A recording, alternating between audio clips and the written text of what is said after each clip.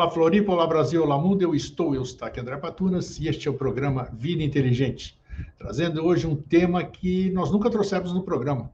Vamos falar sobre o Antigo Egito, o Egito que tanto se fala, mas que pouco se conhece. Eu tenho a humildade de dizer aqui que, apesar de eu assisto Discovery, assisto National Geographic, essas coisas, então o que eu vejo lá? Eu vejo a turma cavando, eu vejo a turma pesquisando túmulo, vejo a turma conjecturando sobre isso, sobre aquilo, vejo as pessoas vendo múmias, as riquezas dos faraós, e é isso. E eu desconheço o resto.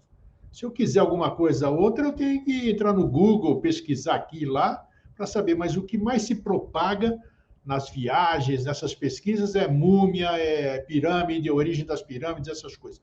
Então, hoje eu trago um especialista, amigo de longa data, mais de um quarto de século que eu conheço, nosso convidado de hoje, e ele é um profundo conhecedor exatamente disso. Ele tem paixão pelo Egito, pelo Antigo Egito, e ninguém melhor para nos falar sobre isso. Então, nós vamos bater um papo, como sempre, vocês sabem, nós não temos pauta, nós vamos conversar sobre o Antigo Egito, e o título que se apresentou para ser discutido é O Legado do Antigo Egito. É isso. Para isso, eu trago meu querido amigo e irmão, Paulo Iannuzzi. Como é que você está, Paulo? Tudo bem?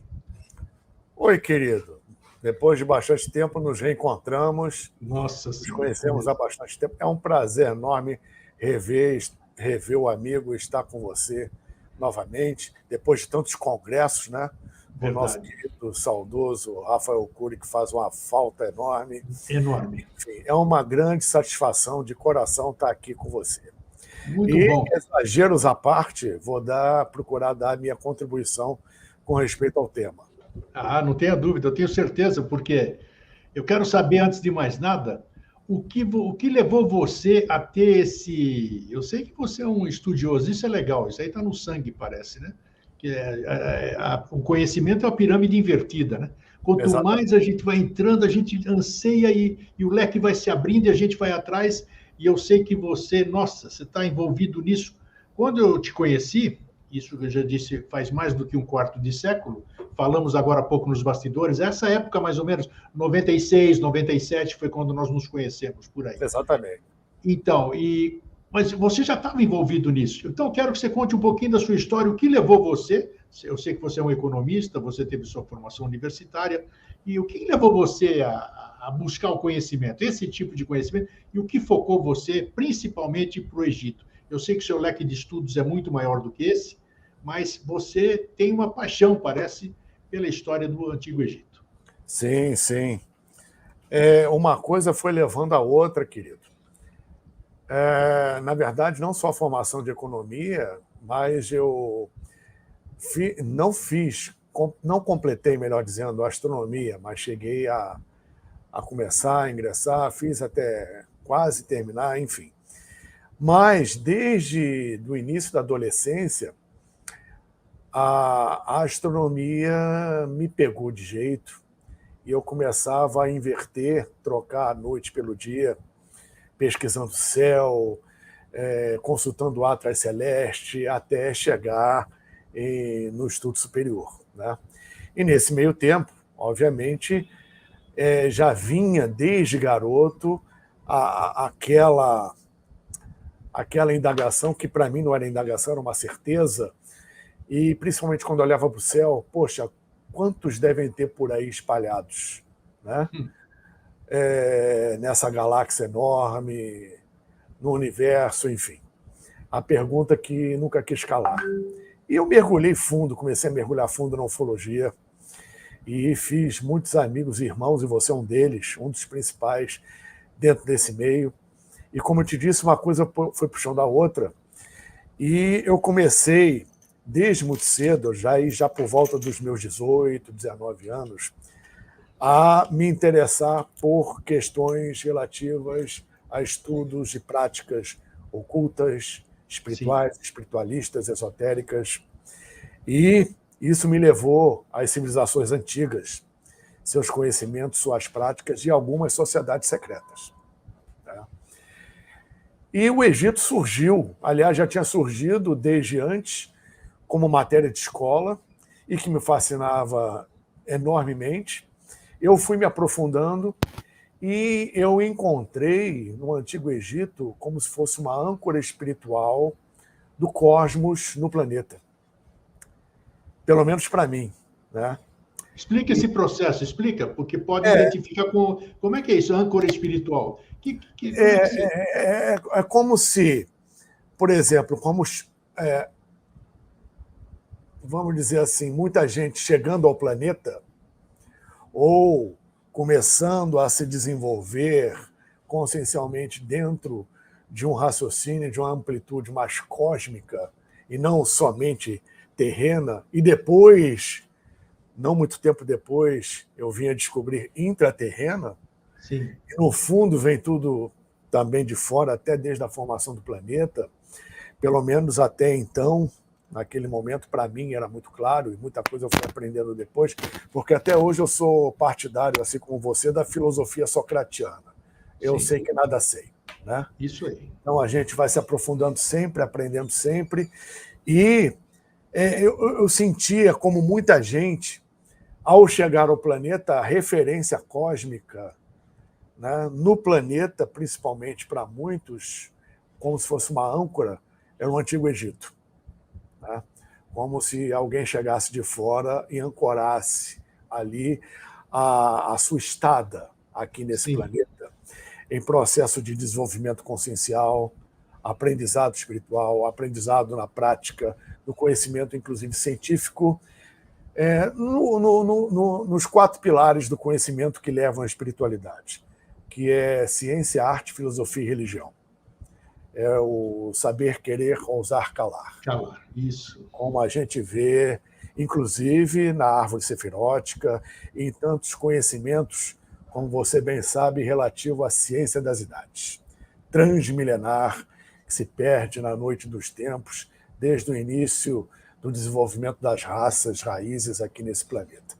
Então, nessa renovação da humanidade, que a ciência classifica como o início da humanidade, na verdade, é um reinício, a gente sabe disso.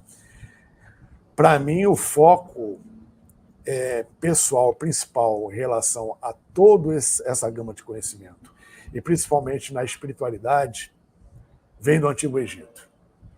Vem das passagens que eu tive por lá, algumas passagens, não poucas, do intercâmbio.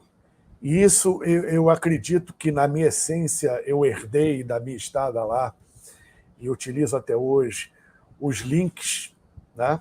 Correlação de coisas que aparentemente não têm ligação e que, no fundo, têm total ligação dentro de um fundo de conhecimento mais abrangente, mais profundo, né? Que une, por exemplo, civilizações como Egito, Índia, Tibete, as civilizações persas, caldeias, depois vem Grécia, Roma, enfim, todo esse processo. Para mim, ficou muito claro que no Antigo Egito existia um intercâmbio enorme entre eles, os hindus, os brahmanes, os janaístas, os tibetanos, a América pré-colombiana, enfim, além de descobertas que até hoje não se explica, como o caso de uma múmia de sacerdote, além de outras, pesquisada na Alemanha, onde se encontrou ali vestígios de folhas de coca, coisa que só existe na Cordilheira dos Andes. Sim. Então, fica bem claro, embora a ciência oficial ainda não é que negue, mas não encontra a documentação necessária para afirmar isso, então eles preferem, obviamente, ir por outro lugar. Mas, para mim, é óbvio que houve um intercâmbio de civilizações antigas. E, hoje em dia, eu uso isso como link, juntando coisas que foram separadas. Né? Ainda mais quando falamos de legado do Antigo Egito, onde, nessa renovação da civilização, o Antigo Egito foi o pilar masculino Atlante, enquanto a Índia Antiga, o pilar feminino Atlante, o pai e a mãe da humanidade, respectivamente, tendo o Tibete como âncora neutra nesse processo. Como vemos, por exemplo, na Kabbalah, no estudo das letras, as 3 letras matrizes, raízes, Aleph, Mem e Shin, onde, respectivamente, é o aspecto positivo e gênero masculino, o aspecto negativo, em termos de polaridade, claro, e o aspecto feminino, e a letra Shin como aspecto neutro, com aspecto de âncora. E temos isso claramente no Antigo Egito, respectivamente, a Antiga Índia e o Tibete, atingindo a questão andrógena neutra dentro dessa estrutura trina, que é outra coisa que eu aprendi muito nesses estudos, nesse aprofundamento, e principalmente com memórias relativas ao Antigo Egito. Então é uma gama enorme, como se fosse um grande quebra-cabeças, onde a cada hora é encontrada uma peça, e essas peças nós encontramos muitas vezes no outro, nos nossos irmãos, no nosso próximo, né? Que muitas vezes é inconsciente para eles e consciente para outros. E é um processo muito interessante aí na minha vida, embora possa parecer confusa, um tanto confusa essa explanação, mas juntando-se uma coisa a outra, me levou a um descortinar sobre o Antigo Egito, que não para.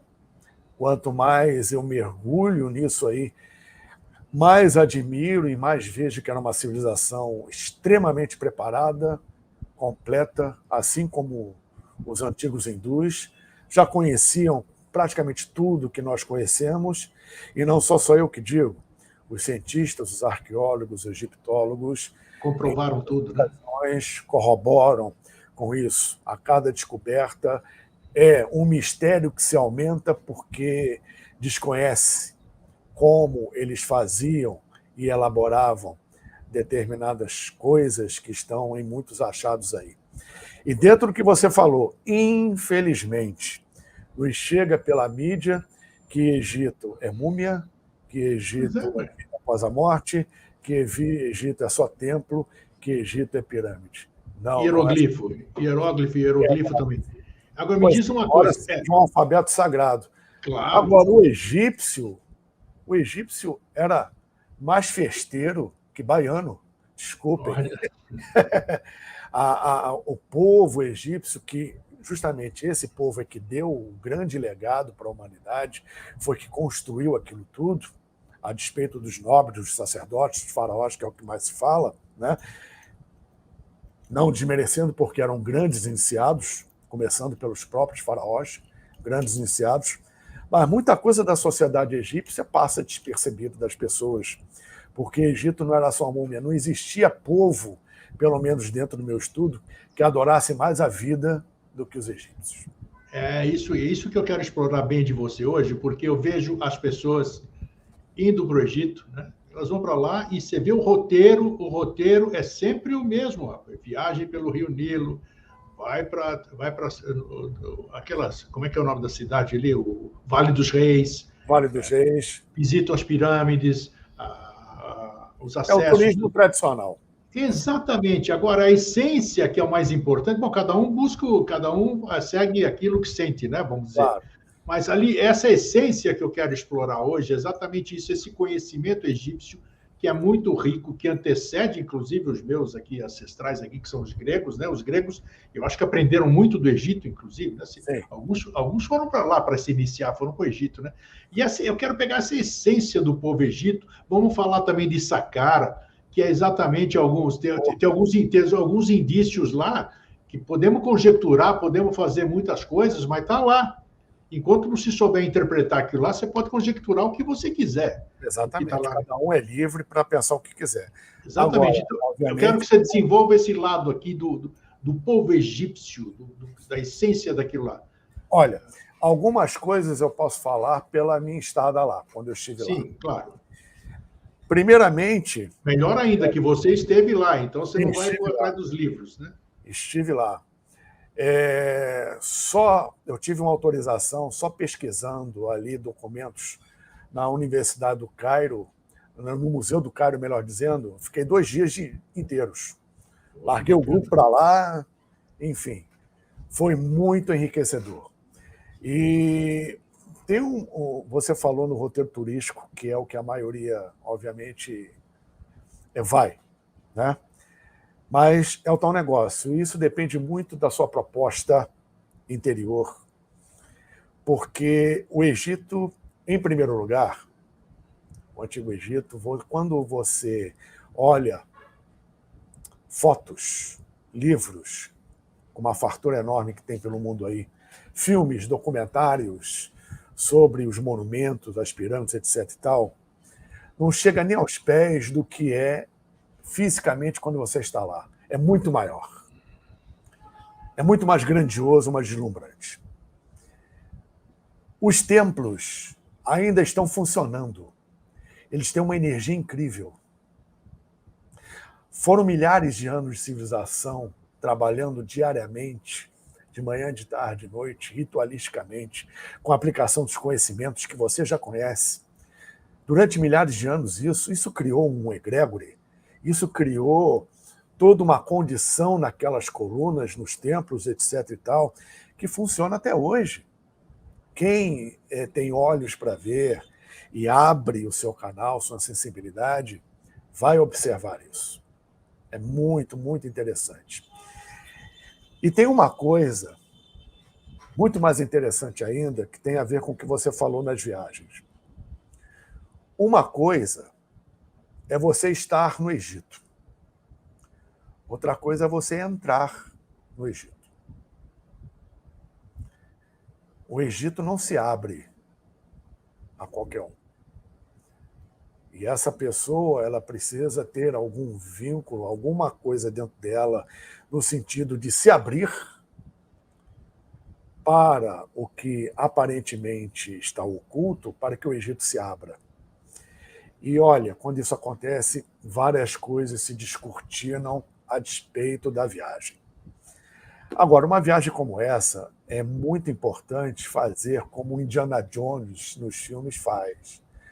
Interagir com o povo, conhecer a cultura local, conhecer os hábitos, procurar, né, interagir com as pessoas na capital, no Cairo, e conforme você vai viajando.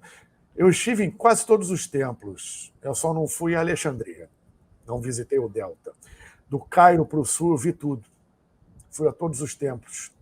E na cidade onde estão os templos, quanto mais para o interior você vai, mais próximo do cotidiano de 5.000 anos atrás, ou mais, você ainda encontra no Egito. Isso é seguro você andar por ali? Você andou seguro? As pessoas primam por segurança hoje. Sim. A pessoa pode fazer isso tranquila? Sim e não. Sim e não. O Egito, ele é um país cuja economia depende do turismo. Então, o turista precisa ser muito bem cuidado, porque ainda podem acontecer, além dos tumultos que volta e meia o mundo árabe em geral pode proporcionar, existem, se bem que hoje em dia é muito menor isso, mas existem volta e meia um ataque ou outro por conta de beduínos a turistas, etc., para justamente atingir o governo. Sim. Então, é lei, primeiramente, você está acompanhado de um guia. Isso é lei. Muito importante. Você pega um avião, vai particular, lá, sem grupo, sem agência de turismo, sem nada, tudo bem. Vai alugar um carro, percorrer o Egito, tudo bem, mas vai ter um guia na tua cola. É mesmo? E dependendo da província que você vá, né, às vezes você tem escolta armada. A pessoa, por exemplo, que inclusive hoje mora no Sul, uma grande amiga minha, que viabilizou comigo a viagem, essa última viagem, que é uma especialista em Antigo Egito, principalmente em 18ª dinastia, doutora Ondina Balzano. Ela, numa das vezes que ela foi, ela já foi 9 vezes lá. Uma das vezes que ela foi visitar Tel El Amarna, que é a antiga cidade de Akhetaten, a cidade de Akhenaten, né? Ela foi com escolta de tanque. Nossa! Chegou a esse ponto. Quando eu estive com um grupo em Elmínia, que é uma cidadezinha do interior, no Médio Egito, que dá acesso justamente onde estão as ruínas da cidade do faraó Akhenaten, né? Eu tive escolta armada, com metralhador e tudo, para passear no calçadão ao longo do Nilo. Nossa. Em outros lugares não chegou a tanto. né? Mas existe esse tipo de cuidado lá. Tá. Isso é importante. Para mim, particularmente, porque eu estava me sentindo em casa ali, e eu fui me aventurando, né? Sob um olhar mesmo distante de um guia, que eu sabia que por lei tinha que ter, e ainda tem o fiscal do guia. Tem um cara que por fora fiscaliza se o guia está fazendo o trabalho dele direito. Sim. Né? Ainda tem isso. Mas você predisposto a ir mais além, você vai. Obviamente, como em qualquer lugar do mundo, ainda mais nos dias de hoje, você corre riscos. Mas, para quem está a fim de mergulhar no processo, vale a pena. Vale a pena. Tá, me conta sobre as suas incursões lá. Você estava falando um fato, e que eu vou corroborar aqui o que você está falando, porque eu tive depoimentos de pessoas acima de qualquer suspeita de idoneidade ilibada, profissão importante, vamos dizer, que estiveram no Egito e que tiveram experiências pessoais, Sim. Sem antes ter tido experiência paranormal nenhuma, entendeu? Teve coisas que quer dizer, o que essas pessoas me relataram, eu falo, meus pelos sobem, né? Não é mentira, porque o que elas vivenciaram lá, sem nunca ter vivenciado nada, sendo pessoas céticas, digamos assim. Um era cético total, carioca teu aí, nem vou citar nada, mas aí da sua terra. Cético total. O outro já é mais conhecido internacionalmente e tudo, mas esses dois, particularmente, me relataram experiências inquestionáveis. Então, o que você falou, que o Egito abre as portas para alguém, quer dizer, como é que você repete essa frase? Você não visita o Egito, você entra no Egito, como é que é isso? Uma coisa é você estar no Egito, outra coisa é você entrar no Egito. Perfeitamente. O Egito se abriu para essas duas pessoas, rapaz, e isso é inquestionável. Você está falando hoje uma coisa que eu ouvi e tenho certeza que essas pessoas relataram que são pessoas de sã consciência, de profissão. Então, e tem motivo para isso, sabe? Não tem histórico. Nada acontece por acaso. Dessas pessoas. Hoje as pessoas são de um jeito, mas elas têm uma bagagem espiritual e que isso é ignorado ou, obviamente, não é lembrado, etc., mas que está lá. Vou te falar, então, aqui, ó, só para brincar, não vou citar nomes, nem nada, nem a profissão, nem nada. Uma pessoa aí do Rio de Janeiro, de posse, né? E que sempre viajou o mundo e tal, e chegou o dia dele ir para o Egito. Pegou a namorada, foi para o Egito. Né? Bem posicionado na sociedade carioca, tudo. Chegou, não lembro aonde hoje agora, porque depois ele viajou comigo também para o Peru, para Machu Picchu ali, né? Ele entra num templo qualquer, e quando ele entra uma pessoa, peraí, deixa eu descrever, uma pessoa cética, materialista, e não vem falar de espiritualidade com ele, era assim, material. Eu posso te atender se você puder me pagar, senão não tem jeito, vai procurar outra coisa. Ele entra lá no templo do Egito, segundo ele, e de repente começa a gritar lá dentro, falando uma língua estranha, Paulo, falando uma língua estranha, tanto é que os seguranças vieram e botaram ele para fora, pô. Botaram ele para fora. Um cara que nunca tinha tido fenômeno paranormal nenhum, uma pessoa cética, fria, materialista e tal. E depois disso, a partir desse fato, dessa abertura lá, ele começou a ter outras experiências que mudaram a posição dele de materialismo e tal.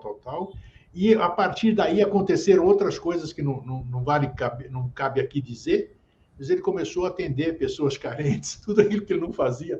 Ele começou a fazer isso em função do que aconteceu, do gatilho que aconteceu dentro de um templo egípcio. Esse é um fato que é inquestionável sobre isso que você está falando. Agora, então, vamos lá, para ajudar as pessoas que... Não se preocupem com essa terminologia, não, porque o nosso público tem toda essa condição de entender isso aqui, porque é um público diferenciado.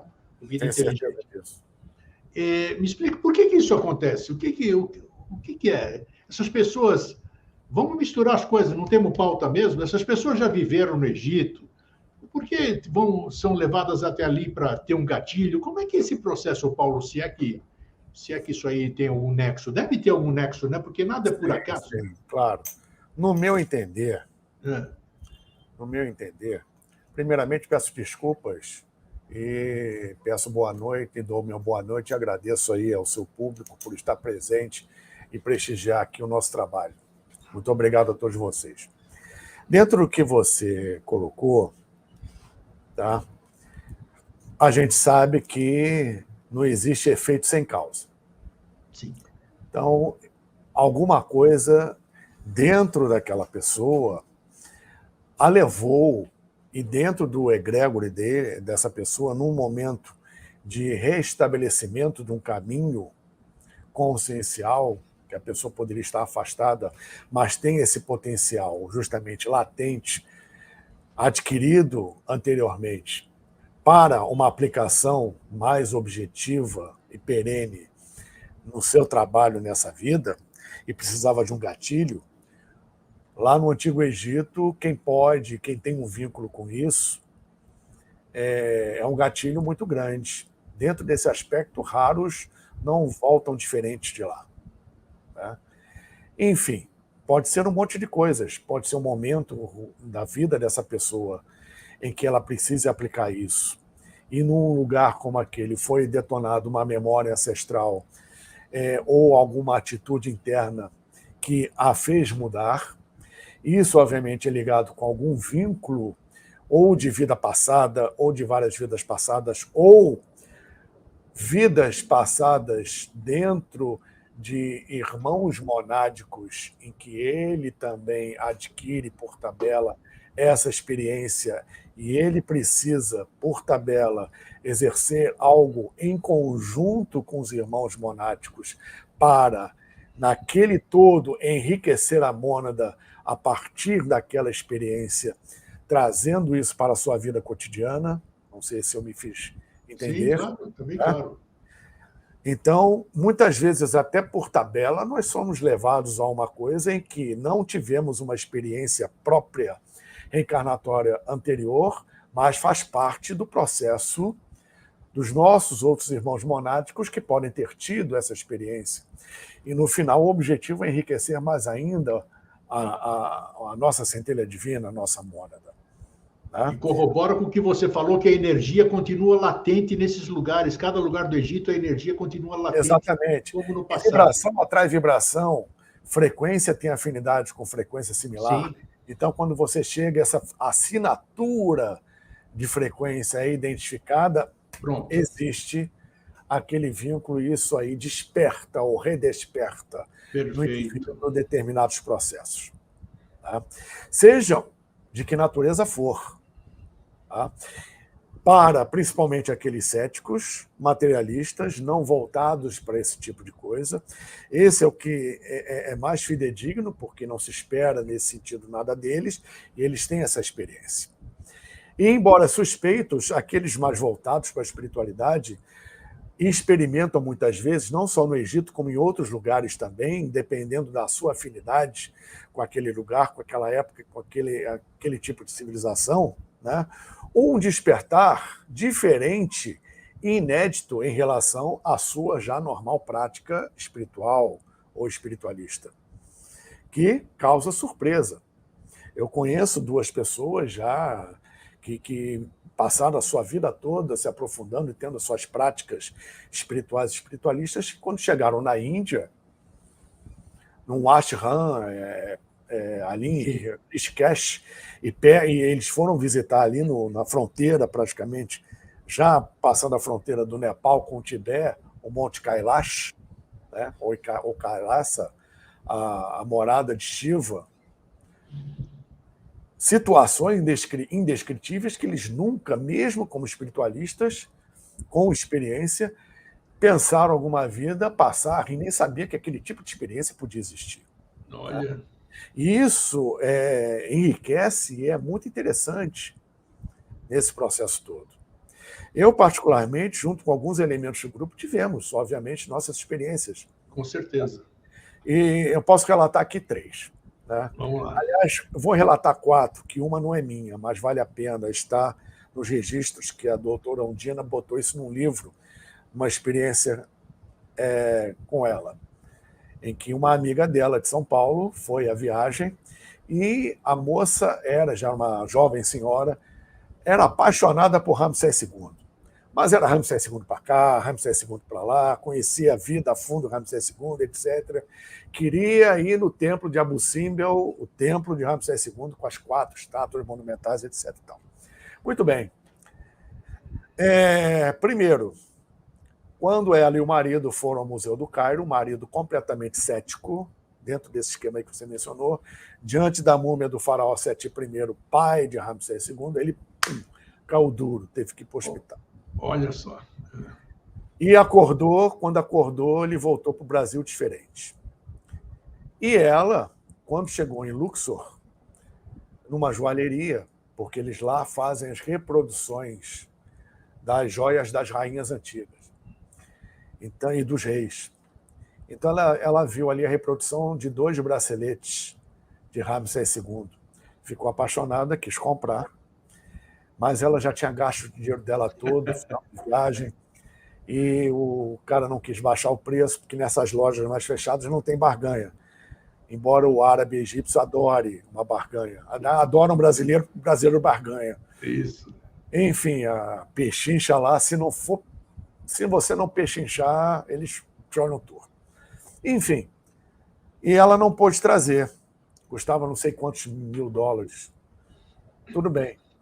Ela ficou com aquilo na cabeça e ficava, poxa, você vai me impedir de ter uma joia sua, falando com o faraó. 2 anos depois, ela juntou outras economias, foi ao Egito. Tá? A primeira coisa que ela fez foi desembarcar no Cairo, pegar outro avião e ir para Luxor. Foi na joalheria comprar os braceletes. Tá? Chegou lá, ela comprou os braceletes, ela deu a entrada, foi 1+10 no América. Nossa Senhora. Tá? Deu a entrada e ficou faltando 9 prestações, e ela, feliz da vida, com o bracelete debaixo do braço, foi ver o resto da viagem. Voltou ao Brasil, em São Paulo, ela recebeu, 1 mês depois, uma carta da American Express, dizendo: você foi contemplada com a conta número X, a sua compra está quitada. Nossa! Era a compra do bracelete. Ela pegou o telefone, ligou para a dona Ondina. Ondina, você não sabe o que aconteceu? Sei. O faraó te deu de presente o bracelete. Tu tanto encheu o saco dele que ele te deu de presente o bracelete. Olha só. Coincidência ou não coincidência? Não importa. Uma história, no mínimo, interessante. Muito. O que eu passei lá, vamos resumir aqui. Eu estava no templo de Karnak, o grupo estava disperso, o templo é enorme. Você passa um dia inteiro conhecendo Karnak. Karnak, você que conhece o Rio, é quase o tamanho da Urca. É um templo gigantesco. Mais 50% é sítio arqueológico que você não tem acesso. E mesmo tendo acesso a 40%, você passa mais da metade do dia visitando o templo de Karnak. E o grupo se dispersou e mais 2 pessoas viram o que eu vi. Depois a gente conversou, etc. Tal. Num determinado momento, eu vi o templo funcionando. Que é isso? Como naquela época. Né? Os hieróglifos todos pintados, eram lindíssimos. Onde hoje não existe teto, eu vi o teto. Tudo ornamentado. As barcas de procissão nos seus lugares. Sacerdotes transitando, as sacerdotisas transitando. Tá? Aquelas mulheres com peitos nus e túnica de linho, com aquela peruca, os olhos super pintados, que é uma pintura diferente do que a gente vê nas fotos, é muito mais impressionante. Né? Transitando com aquelas bandejas de oferendas. Pô, eu a fechar e abrir os olhos, o negócio continuava. E nada, o negócio não mudava. É como se eu tivesse ou sido transportado no tempo, ou foi uma memória ancestral que se mostrou ali, ou eu acessei o registro das paredes. porque isso existe, né? A gente pode acessar o registro acumulado nas paredes de um lugar.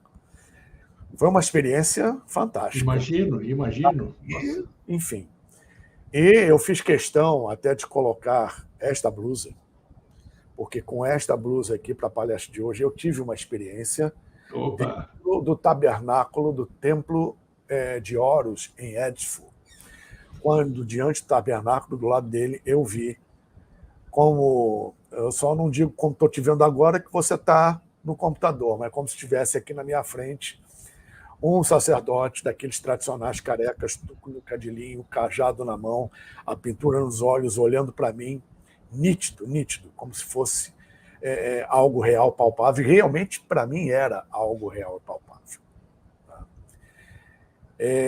Foi uma experiência fantástica, fora a experiência dentro da Câmara do Rei da Grande Pirâmide.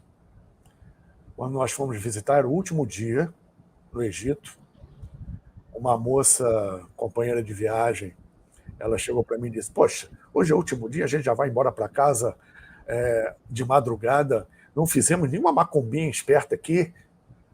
Aí eu, não, calma, o dia ainda não acabou, porque existe uma dificuldade para chegar nos lugares e meditar, né? Os árabes não costumam deixar, eles acham isso idolatria a deuses antigos, uma ofensa a Alá. E, enfim, aguardamos um tempo para entrar na Grande Pirâmide, entramos, um fluxo de turistas enorme, corredores estreitos ali, ascendentes, onde a mão é dupla. Quando chegamos na Câmara do Rei, fomos escoltados por 2 árabes, faziam parte, obviamente, da guarda ali, de acompanhamento aos turistas. Um ficou lá dentro da Câmara do Rei com a gente, o outro ficou do lado de fora. Chegamos ali, tinha um turista que saiu.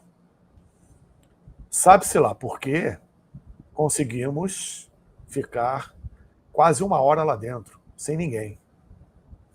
E ali, vamos aproveitar, é aqui e agora. Eu entoei alguns mantras ali, outros entoaram outros mantras. Comecei a entoar mantras daquela época. Mas você sabia o que você estava fazendo? Isso que é o mais importante. Ótimo. Sabia o que estava fazendo. Sabia o que estava, inclusive na sequência. Que eu fui aprendendo, obviamente, dentro das escolas de mistério, etc. Sim. Enfim. Sons vocálicos que se usam na Rosa Cruz, ou seja, a gente bordou lá dentro. O árabe, ele saiu fora, estava atrás do sarcófago, foi embora.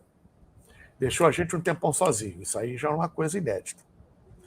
E, para isso, é preciso que você marque com antecedência, antes de viajar com o governo do Cairo, que só abre a pirâmide às 5 horas da manhã para grupos Rosa Cruzes, maçons, etc., com uma gorjeta considerável para isso. Sim.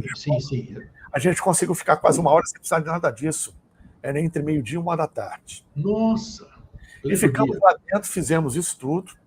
O árabe foi embora. Depois, quando acabou, nós vimos trânsito ali dentro, inclusive seres com trajes que não eram nem egípcios, eram coisa anterior, pelo que nos foi passado. E, como é que eu vou dizer? Depois que nós dispersamos dentro da Câmara do Rei, cada um foi ter a sua experiência e tal, fomos embora 1 a 1. E o rapaz que estava do lado de fora nos acompanhou até a saída. E nós estranhamos porque não tinha nenhum turista. Quando chegamos lá na entrada, foi saindo 1 a 1, né? O rapaz que estava dentro da Câmara junto conosco, aí ele aceitou a gorjeta que eu tinha oferecido antes, porque eu perguntei para ele: podemos meditar um pouco aqui dentro? Aí ele ficou quieto. Eu te dou uma gorjeta. Ficou quieto, só aceitou na saída. Aí ele me abraçou, me beijou e disse que sempre que a gente quisesse poderia voltar lá. Olha. Eu achei aquilo super estranho, porque o que aconteceu na verdade? Ali na saída tinha um povo enorme, muita gente, que ele ficou segurando todo mundo até o último de nós sair da pirâmide para deixar o pessoal entrar. Caramba, não interrompeu o que vocês estavam fazendo. Não interrompeu.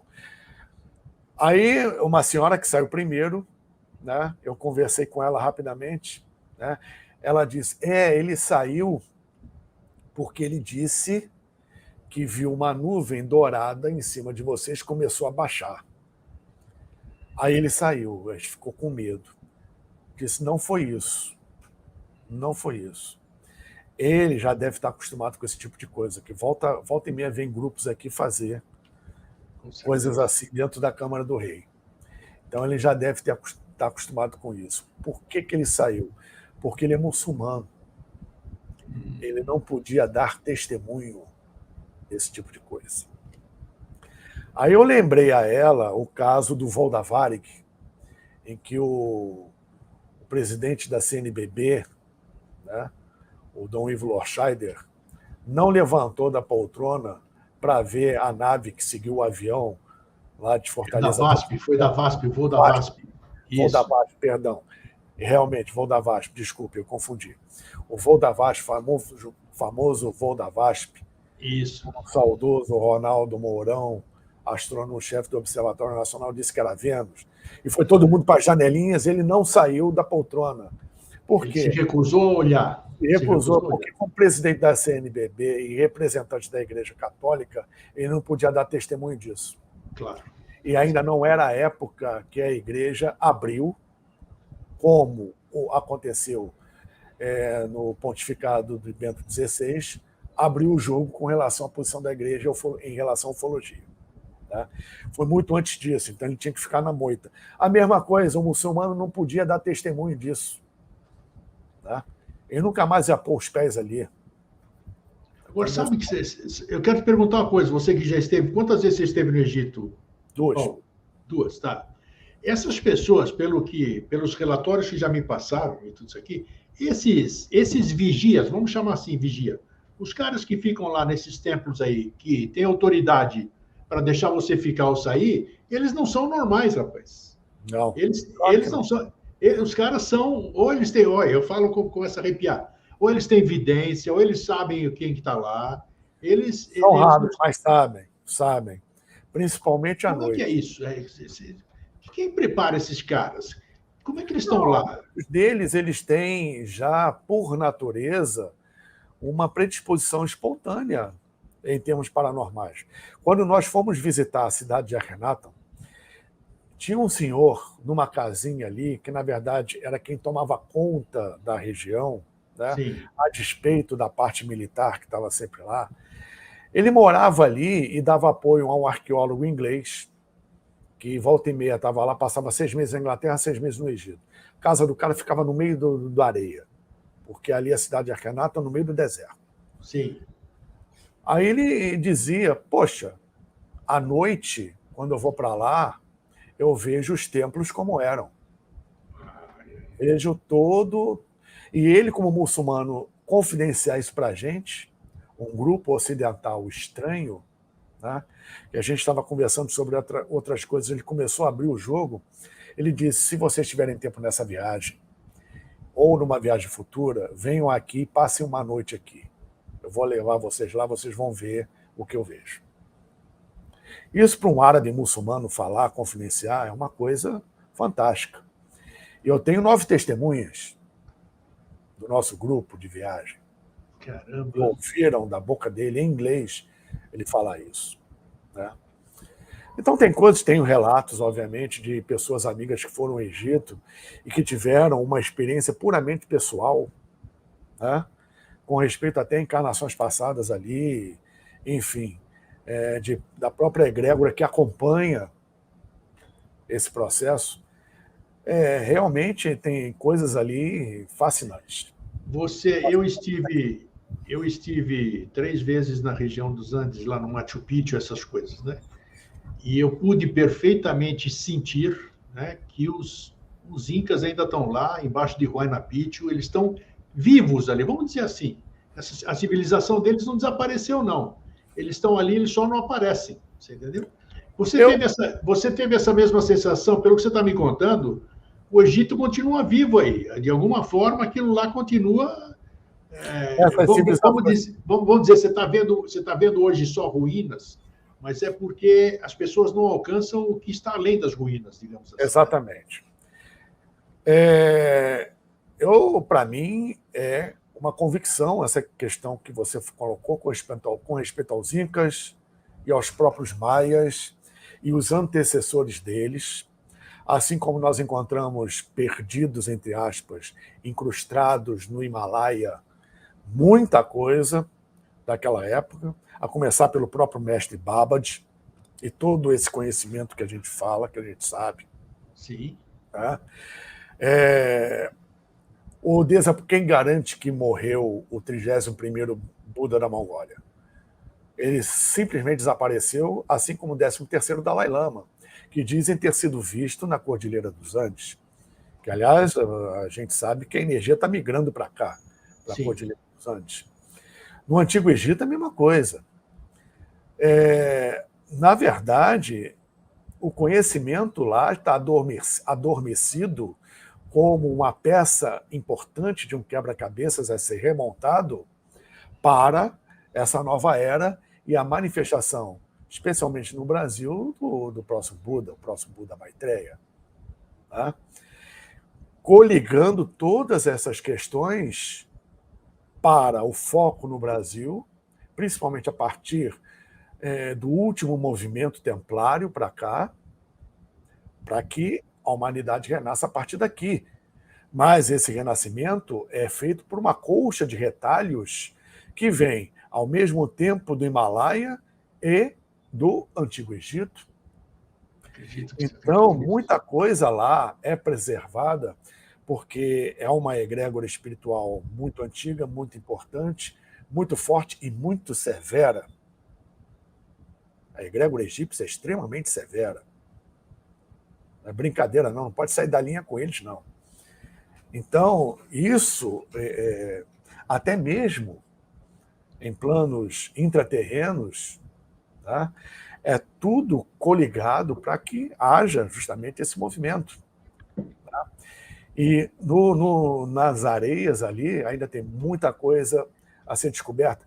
O Egito é hoje... Isso que eu ia dizer. Já me disseram que não se descobriu quase nada do que tem ainda por descobrir. Você imagina só? Nossa, não. Pois é. Hoje o Egito e a China são os dois focos arqueológicos mais importantes do planeta. São os lugares onde se descobrem diariamente mais coisas. E o importante, o interessante no Egito é que isso já é um levantamento científico, inclusive feito em órbita por satélites e pela Estação Espacial Internacional. Mais da metade do Antigo Egito, 60% aproximadamente, um pouquinho mais, ainda está debaixo da areia. Isso. O que nós temos, embora monumentais, templos, obeliscos, pirâmides, etc., não é nem 40% do que ainda está debaixo da areia. É o que dizem. Vou dar um exemplo disso. Há uns 20 e poucos anos atrás, quase 30, foi descoberto no Médio Egito, que era um local em que até então se acreditava que não havia grande relevância em termos de construções, de monumentos, templos, palácios, etc. Eles descobriram, com perplexidade, um palácio. Como eles descobriram? Estavam sendo feitas escavações para as fundações de um shopping. Nossa, onde isso, Paulo? Onde isso? Na cidade de Akrem, Médio Egito. No meio do deserto. No meio do deserto. É uma cidadezinha no interior, ali Sim. no Egito. Né?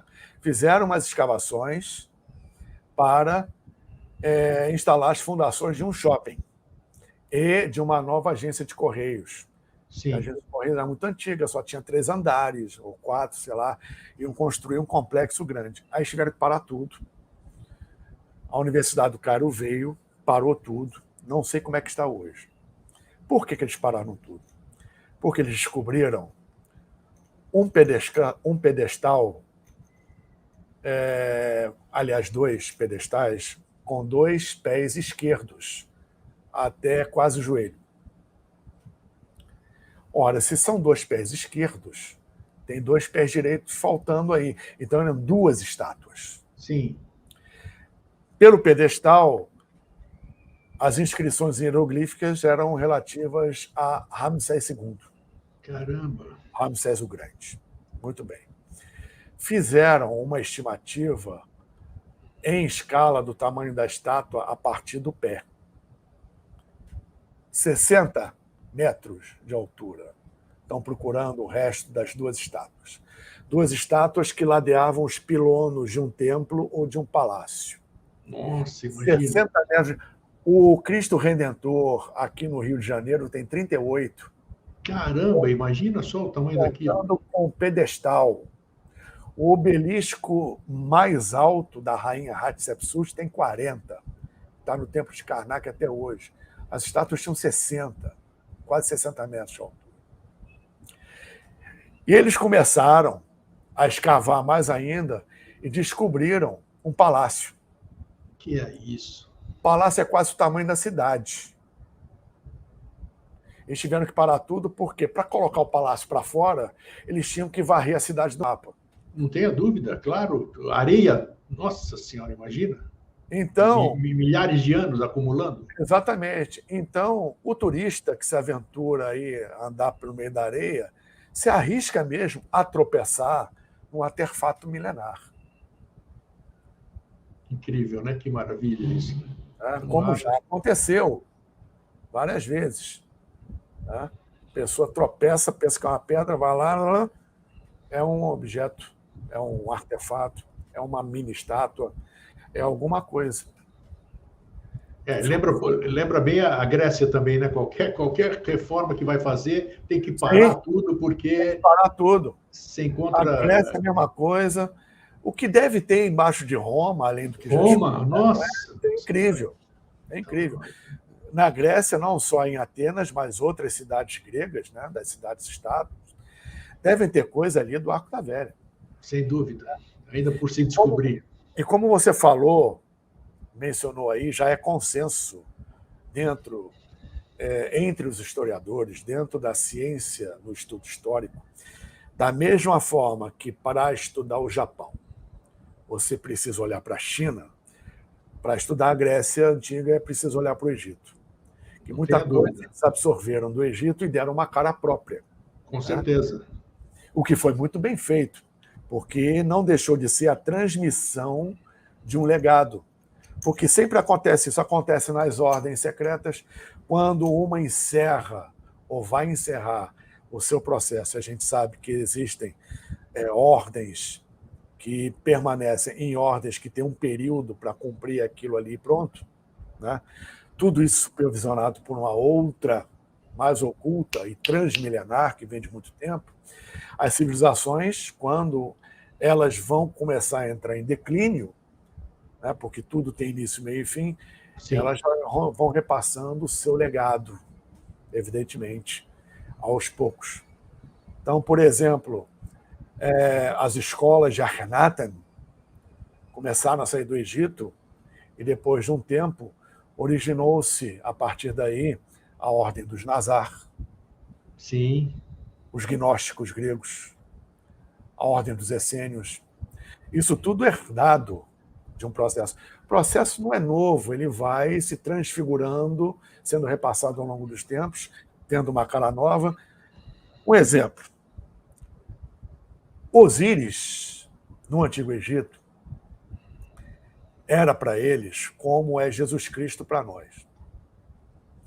Aos pés de algumas estátuas de Osíris, não todas, mas de algumas, porque eles tinham conhecimento suficiente, e isso existe até hoje, em que você pode preparar um artefato físico para emanar vibração e ser acumulador de átomos psíquicos e formas de pensamento que ficam acumuladas naquele ídolo. A gente vê isso nos santos da Igreja Católica. Sim. Chega num santo numa determinada igreja, o que os fiéis já rezaram ali, já criaram um egrégor ali, já tem formas de pensamento ali, que só vai aumentando, aumentando, aumentando, e é isso que você vai acionar quando reza. Na antiguidade não era diferente, só que eles preparavam algumas coisas nesse sentido. Então, determinadas estátuas de representação de Osíris, ali aos pés delas, era cultivado trigo. E daquele trigo se fazia pão, que em determinados cerimoniais era repartido entre as pessoas juntamente com vinho.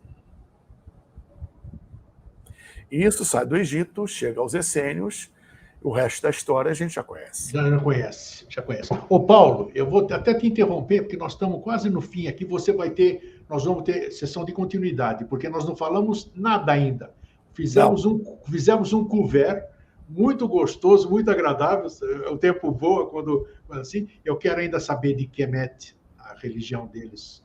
Eu quero saber dos calendários. Eu quero saber mais de Osíris, mais de Ísis. Eu quero saber do legado mesmo da medicina, da matemática, de uma série. Tem muita coisa. Eles abriam o coração, eles faziam operação cerebral. Que pode 3 mil anos atrás. Próteses dentárias. Próteses, bem lembrado. Próteses para perna, para mão, para pé, para dedo. Então, isso passada eram detalhes incríveis, a chamada medicina dos iguais. E a medicina dos contrários. Né? A medicina pela observação e a medicina pelo ato magista. Perfeito. Eram 4 pontos da medicina que se conjugavam num só. Isso era fantástico. E valia para a arquitetura, para a engenharia, para a matemática, para quase todas as ciências que nós conhecemos. E outras de legados aí que não eram deles, que eles também receberam. Vamos falar também de Saqqara, quero saber, nós vamos entrar naquelas coisas também que ligação... A máquina quântica, Saqqara é um caso à parte. Saqqara isso aí a gente tem que tudo explorar. Então, a falsa ali embaixo era só um adendo, rapidinho. Tá. Existe até hoje no interior do Egito isso, que a ciência não sabe explicar. Era o que os egípcios faziam. A mulher urinava num tantinho de terra com semente de cevada e num tantinho de terra com semente de trigo. Germinando, estava grávida. Semente de trigo, menina. Semente de cevada. É mesmo, rapaz? Existe até hoje no Antigo Egito. No Egito atual. Então, quer dizer, que quem pensa... que a gente vai conversar numa outra oportunidade. Não tenha dúvida. Vamos... Acabou. Nós vamos... Não dá para... Realmente não dá.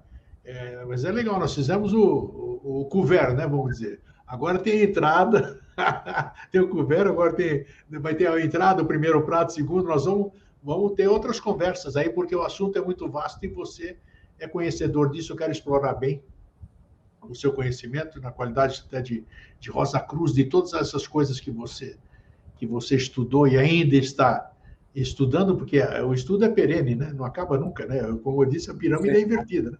E agora, assim como você, irmão eubiótico. Exatamente. É mesmo, tá aí. Não estou sabendo disso, não sabia não. Então, isso é muito bom. Então, nós vamos oportunamente aqui, talvez dentro de uns 30 dias no máximo, aí nós estamos de volta para dar sequência, para a gente não perder a sessão de continuidade, que é um assunto muito gostoso, muito agradável. Vamos desvendar isso aí, vamos sair da televisão, de aquelas coisas maravilhosas, vamos para a coisa profunda mesmo, que é exatamente a sede de saber que meu público telespectador tem. Tá bom, Paulo? Muito obrigado por ter aceito o meu convite. Fazia muito tempo que a gente queria conversar, né? Não teve oportunidade, e a oportunidade se fez agora. Então, eu quero te agradecer mais uma vez, e em breve nós vamos estar aqui retornando. Fraterno abraço para você. Para você também. Muito obrigado a vocês todos, estou à disposição. Obrigado, até mais, tchau. Gente, gostaram, né? Imagina, só tinha certeza. Eu tinha certeza que não ia dar para conversar nada, mas já foi uma abertura legal. E a gente já dá aquela água na boca para a gente dar sessão de continuidade. Então, em breve, rapidinho, Paulo vai estar de volta conosco para a gente entrar mais a fundo nessa questão. Fraterno abraço e um feliz sempre. Tchau.